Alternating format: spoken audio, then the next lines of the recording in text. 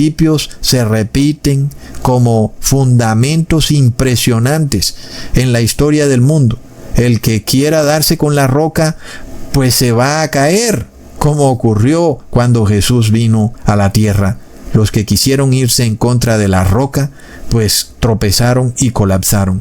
Todo aquel que venga con religiones orientales a mezclarla con el cristianismo, se da contra la roca. Y no es coincidencia entonces que cuando finaliza esta plaga, los magos de Egipto reconocen que su nación estaba completamente en la quiebra.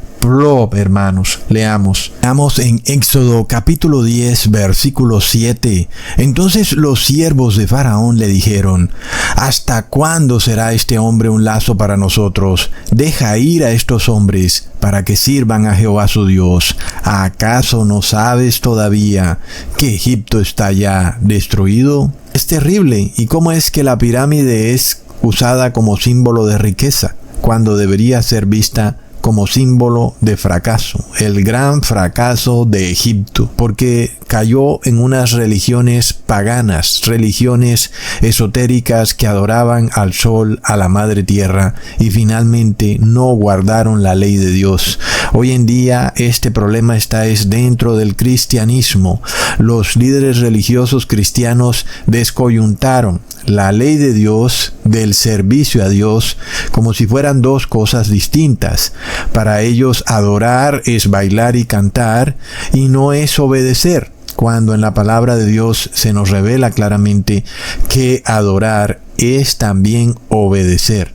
De esta forma, el pecador cristiano es justificado a través de ritos y ceremonias falsos o de una falsa unción, y nunca es llevado a un arrepentimiento verdadero, porque ni siquiera sabe que está violando la ley de Dios, porque según él, la ley de Dios ha sido abolida. Es algo terrible, hermanos. Esto nos lleva a la 9ª plaga, la cual es una consecuencia inevitable de las anteriores plagas. Leamos en Éxodo capítulo 10, versículo 21 al 23.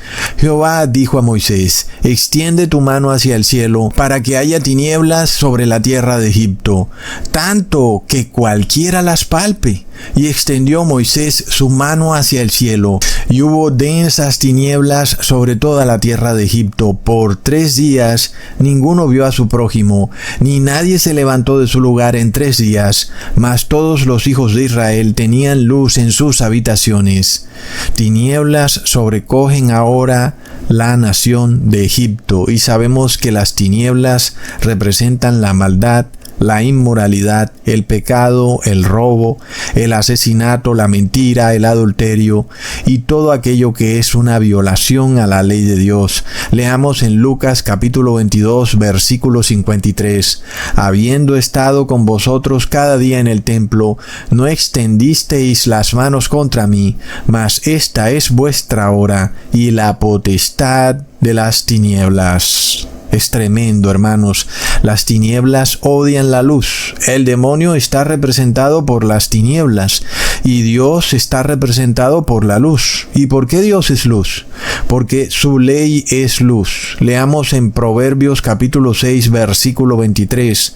Porque el mandamiento es lámpara y la enseñanza es luz y camino de vida, las reprensiones que te instruyen.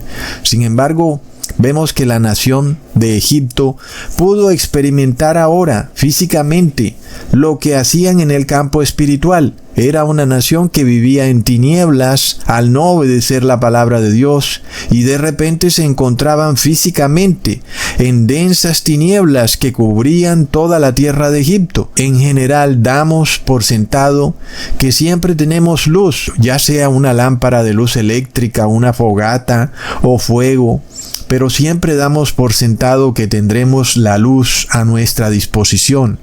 En esta plaga se nos revela que llegará el momento en que aquellos que rechazan la luz espiritual se quedarán también sin la luz física. Los que niegan la ley de Dios, que es luz, terminarán habitando en un mundo lleno de tinieblas. Leamos en Juan capítulo 8 versículo 12. Otra vez Jesús les habló diciendo: yo soy la luz del mundo. El que me sigue no andará en tinieblas, sino que tendrá la luz de la vida. Los que obedecen la ley de Dios tienen a Jesús, porque Jesús es luz. Sin embargo, ahora vemos en esta plaga de 3 días de tinieblas en Egipto, que sí había luz en las casas del pueblo hebreo, pero en las casas del pueblo egipcio había oscuridad. Y vemos una diferencia clara, vemos una separación entre un pueblo que guarda la ley de Dios, que es el pueblo hebreo, que está con luz, y un pueblo que rechaza la ley de Dios, que es el pueblo egipcio, que está en oscuridad. El pueblo hebreo tenía a Jesús, el pueblo egipcio estaba con el demonio y el demonio quería destruirlos. En el siglo XXI nosotros vamos a ver cómo el mundo entero empieza progresivamente a quedarse sumido en la oscuridad completa. Y esto lo estamos viendo en la narrativa del cambio climático. Te están diciendo que tienes que apagar las luces, que no puedes gastar tanta energía, y estas personas son insaciables. Tú apagas una lámpara y luego quieren que apagues 2, y luego quieren que apagues 3, y luego quieren que estés totalmente a oscuras, que porque la madre tierra está furiosa. Leamos en Apocalipsis capítulo 16 versículo 10.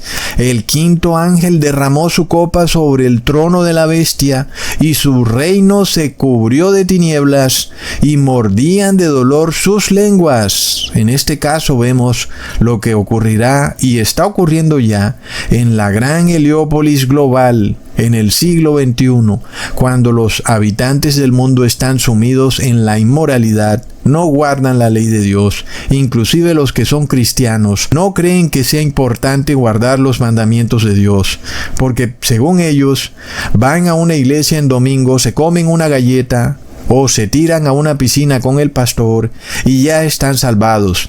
Pues según ellos, entonces, ¿qué objetivo tiene arrepentirse? Si así de fácil es lograr la salvación, sin hacer nada. Esto nos revela a un cristiano sumido en las tinieblas, y por eso sus obras son obras de maldad, porque viola la ley de Dios. Los modernos magos de Egipto, que hoy están representados por los curas y pastores, le enseñan al cristiano que con solo pronunciar la frase «Cree en Jesús y tú y toda tu familia serán salvos», y entonces ya fue, estás salvado, pero plop, no es así. Nosotros ya sabemos que el que verdaderamente cree es aquel que obedece, y aquel que no obedece es porque no cree.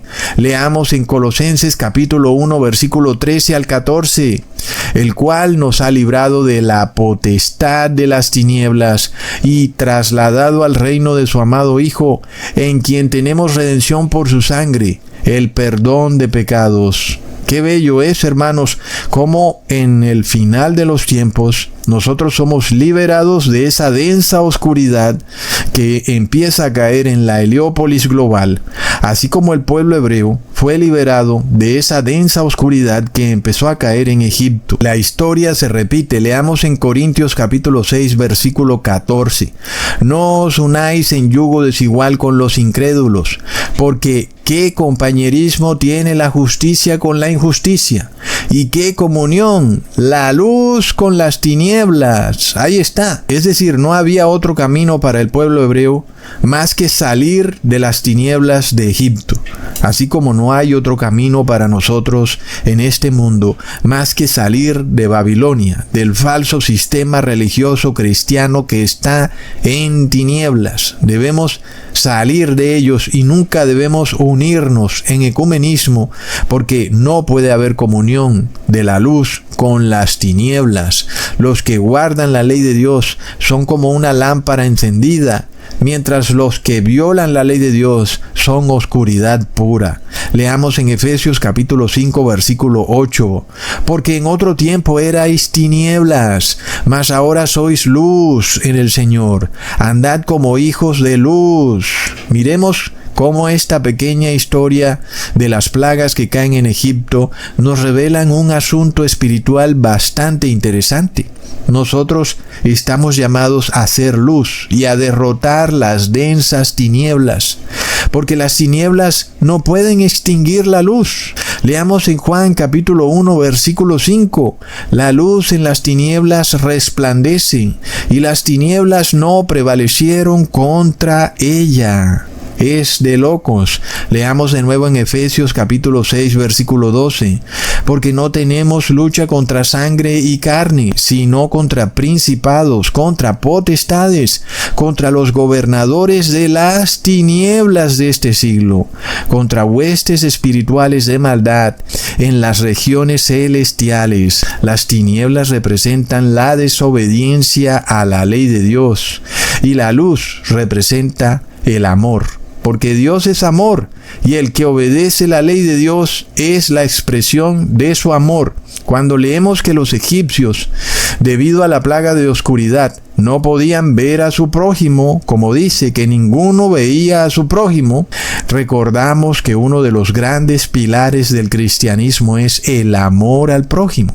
Pero nadie puede amar al prójimo si no obedece la ley de Dios. Leamos en Mateo capítulo 7 versículo 12. Así que todas las cosas que queráis que los hombres hagan con vosotros, así también haced vosotros con ellos, porque esta es la ley y los profetas. Ahí está, hermanos, se comprueba una y otra vez. El que guarda la ley ama al prójimo. Sin embargo, los sacerdotes católicos y pastores evangélicos predican que no es necesario guardar la ley. Y eso quiere decir que no tienen amor al prójimo. Y es que el amor no es una palabra abstracta, ni el ser humano puede definir qué es amor, sino que es Dios quien define qué es amor, porque Dios es luz y por eso Dios es amor. Él es la expresión divina del amor. Y aunque el cristiano repita de dientes para afuera que Jesús es amor, debe entender que esa no es una etiqueta que Jesús se puso por derecho propio.